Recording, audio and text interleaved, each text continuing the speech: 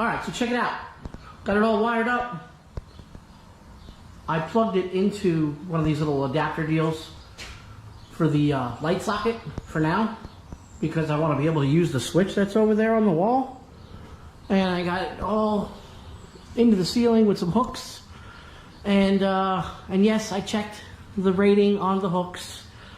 They are double the amount of weight capacity for this light. But man, let me show you the difference now. This thing is a beast. Bro, let's shut the door.